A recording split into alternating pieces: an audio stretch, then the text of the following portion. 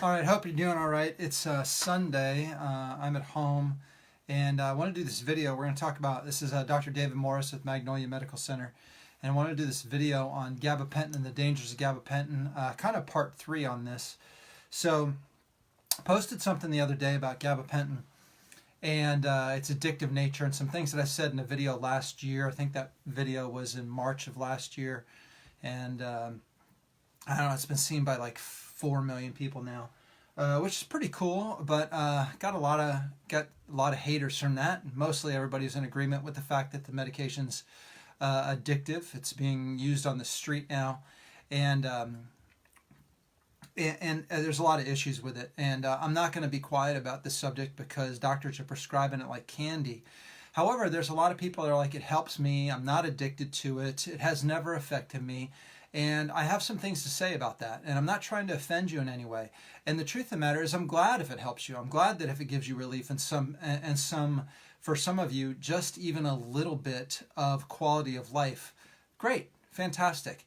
Here's what you have to understand, okay? You've got to understand this, is that while it's giving you a quality of life, it is affecting your brain.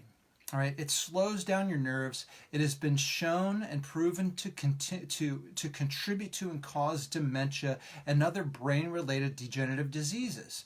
So while it may give you some improvement with some of those symptoms, you should be aware that it is going to cause other problems. It is going to have some side effects. Whether you have them now or not, long-term use of it is going to become a problem. There's no two ways around that.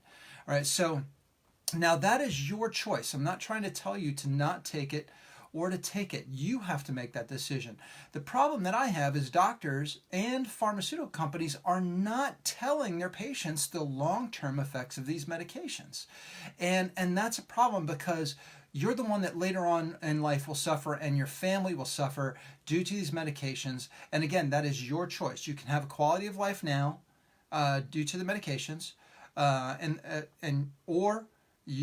may potentially suffer later, or you can work at maybe looking at how to solve the problem now. Now, the other issue that I have to take with some of you who have been commenting on the video is that it's a bunch of drug addicts. They're causing problems for everyone.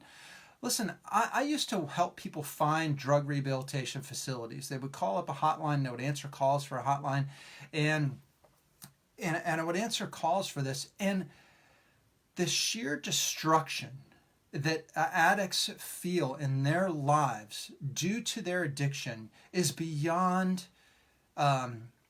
it's beyond understanding for many people. So those of you who say, well, I'm not addicted to it, I can come off of any time, and it's the addicts that are ruining it for me. I will tell you, there's a lot of you that have said, I used to be addicted and it was a decision and I came off of it. But some people, they're so addicted to things that, and their lives are so messed up, the pain mentally, spiritually, and physically is so great to come off of it that they would rather die. All right, so while I agree that it is completely a decision, when people like my son, we were out four-wheeling in East Tennessee, and he flipped the four-wheeler off the side of the mountain. We went to the hospital just to get him checked out. We were 4 hours from home, and I didn't have an X-ray unit there on the side of the mountain, so I took him to the hospital. And the first thing the doctor wanted to do is give him a prescription for Percocet.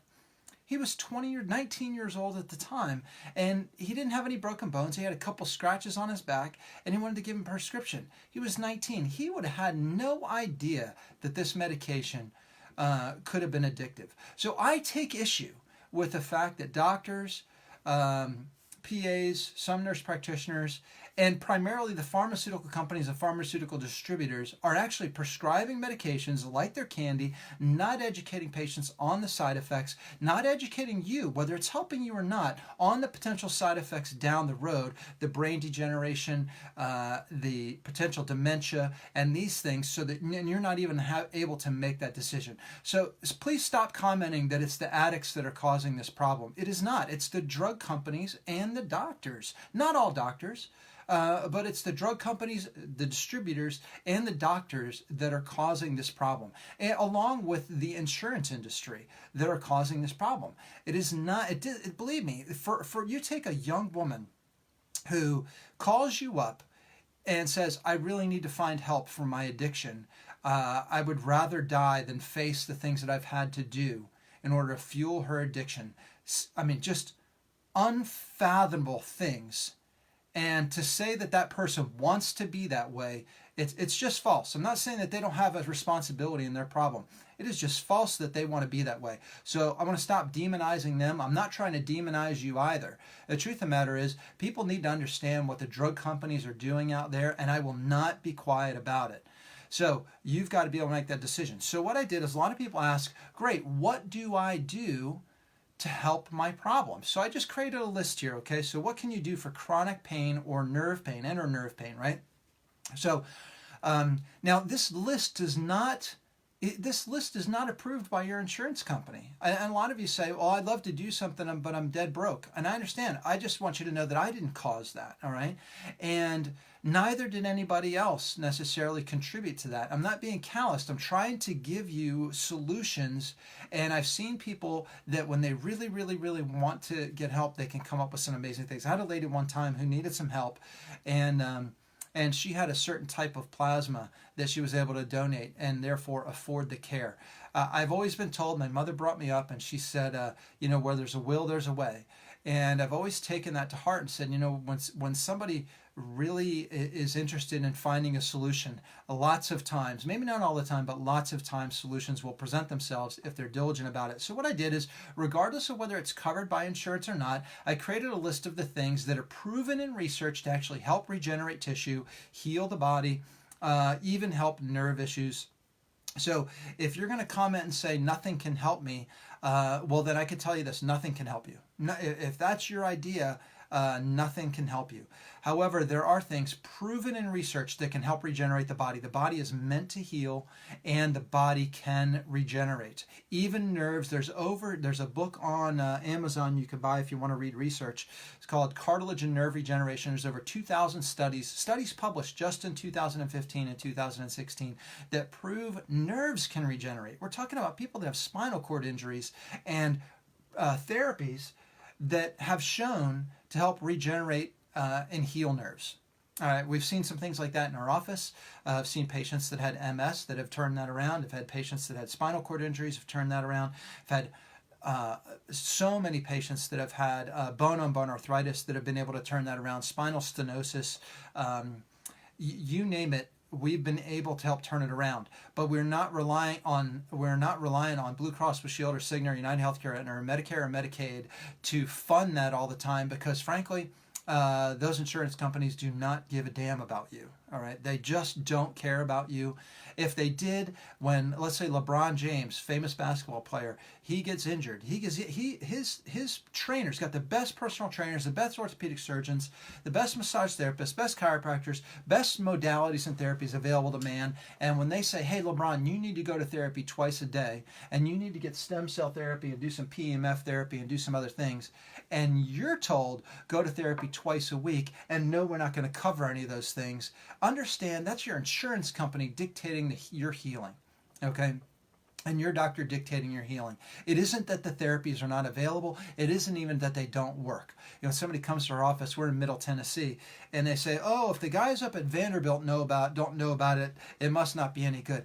Bullshit. That is absolutely horrifically wrong. Okay, that just because some doctors at some teaching hospital don't know about it, the average doctor is 17 years behind current research, including the doctors that are doing the teaching.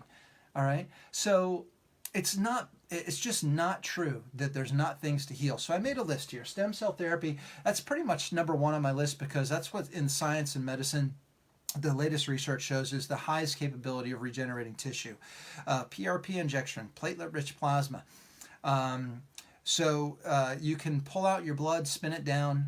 You can't, but a doctor or a nurse can pull out your blood, spin it down, get the platelets and the plasma from that, and inject it into joints, inject it into tissue. It attracts your own stem cells, and due to an inflammatory process and a whole inflammatory cascade of things, can actually stimulate healing. Okay, CBD oil. I don't sell at my office. Just get a pure version of CBD oil. I saw a couple of people on the comments in the post yesterday, the day before, that it's too expensive. Your life, your wellness is costing you now. Your disease, your illness is costing you now. It's costing you tremendously. It's costing your family. It's costing your enjoyment. It's costing you your retirement potentially. It's costing you everything. All right. So to say CBD oil is too expensive, you're not putting it in context. Many of you are not. Not trying to comment on your finances. Class 4 laser, okay, it is proven that certain wavelengths of light can stimulate healing, that can stimulate mitochondrial function, okay. You can, through light, photobiomodulation, okay, photo meaning light, bio meaning your body, your metabolic processes, modulating how the body and metabolic processes function through light. All right. Don't believe me that this can't be done. If a baby's born and they're jaundiced, right? They're born and they're all kind of yellowy. What do to them? The first thing they do is they put them under a light. All right. What does that light do? It stimulates their body to start to get rid of bile. Light actually gets rid of microcurrent to actually help stimulate blood flow and nerve healing. Okay, so Hawkemed is the name of a device, Synexus is the name of another device. So these are two devices that can be used to help handle chronic pain and nerve pain and stimulate healing. You're never going to heal a problem. You're never going to do anything but manage a problem unless you heal the body. We're talking about things that can actually stimulate healing here. Vitamin and nerve injections. If you have nerve pain, you have a peripheral neuropathy, pretend this is my foot. If I inject around the foot with certain types of vitamins and then use Hawkemed or Synexus to drive those vitamins into the tissue, one of the problems when we have neuropathy is that the blood vessels can't deliver nutrients to the tissue. So how are the tissues supposed to heal? If you're supposed to eat food in order for you to stay healthy, yet you've got no arms, and therefore there's no way to get the food in your mouth, yeah, you're going to have a real hard time getting nutrients into your body. So if we can inject the nutrients into the tissue and then drive those nutrients into the tissue deeper with a microcurrent therapy, healing can actually occur. But sometimes it doesn't happen that well with just your digestive processes because blood flow, the little blood vessels have been destroyed from the neuropathy. So exercise and movement. You've got to move your body. It's use it or lose it. Pain signals and movement signals ride on the same nerve pathway, and movement actually takes precedence. So if you can move your body a little bit, you can actually get rid of pain signals that go to your brain. PEMF therapy, that's pulsed electromagnetic field therapy. All right, this is a therapy that using pulsing electromagnetic fields to actually stimulate healing in your body. A good analogy for what this does is if you take a raisin, PEMF therapy actually stimulates getting nutrients and fluid into and toxins out of the cell, and basically can kind of turn that grape of a cell, that raisin of a cell, back into a grape again. This is a great, it's an amazing therapy. There's over 2,000 published studies on PEMF therapy and over 10,000 university level papers written on it. Astronauts use this because of needing to keep a magnetic field around their body when they're out in space. So this is an amazing therapy to help people heal. Chiropractic therapy, I'm a chiropractor, can never leave that out. Chiropractic to help your brain talk to your body. You need to have that occur. Many of you actually have nerve and pain issues, and your doctor said, oh, no way chiropractic can help you. Well, unless they're a chiropractor, or even if it was a chiropractor, you maybe should see a different chiropractor, all right? Because chiropractic should be a part of healing. Physical therapy, obviously, that goes along with the movement. Acupuncture, actually, now I'm not an acupuncturist, but one of the things that I understand about acupuncture is actually helps stimulate getting blood flow to areas. You have to have blood flow to an area in order for your body to heal. Using essential oils and massage therapy. Now, this is not an exhaustive list, but you could see some things that are on here that maybe you've never heard of before that can actually help heal your body. All right, we're talking about getting your body to repair itself, not just managing disease, which is what you're going to do with gabapentin, any of the opioid medications. Most medications are just how do we manage a disease, all right? Get your body to heal. If you do not believe that your body is capable of healing in any way, then there's nothing that's going to be able to help you. Then you're going to be stuck on medications, and a lot of these medications are going to be addictive. And people say, oh, lots of things are addictive, lots of things have side effects. I know that. That's ridiculous to say that somebody posts that and said everything can be abused. Well, sure it is, but sure that's possible. Even water could be abused. But what if somebody didn't know that drinking too much water could cause them a health problem? All right, it could cause their electrolytes to go off balance. Isn't that the same as you not knowing that gabapentin causes brain degeneration? Isn't it the same as you not knowing that gabapentin can be addictive? Isn't it the same as you not knowing that gabapentin's abused on the street? Aren't those the same things? So isn't the education important? All right, shouldn't that be part of it? Shouldn't be the pharmaceutical industry be held accountable when somebody, one of the people that I've had, actually not one, but I've had a disturbing number of people actually comment and send messages saying, appreciating the video that I first did about gabapentin, Neurontin, and Lyrica, because they felt like the word needed to get out about the dangers of those medications. I've had several people tell me that their loved one got on the medication and, due to side effects, actually took their own life. Right. So now that's the ultimate, right? That's like the ultimate side effect. But if that's a side effect, shouldn't you know that? What about you go, hey, I've had so many people say, I've been taking this for 5 years. It's never affected me. Okay, but what about in 10? What about in 20? When you've actually lost your mind due to dementia, are you going to say the same things? Probably not. You probably won't remember it. Wouldn't you want somebody to tell you that now? Even if you chose to keep taking the medication, which is your choice, wouldn't you want to know that you're making a decision about that? And wouldn't you want to know, hey, maybe there's some other things that I could try first before 15, 20 years from now comes along and I no longer have that decision-making capability.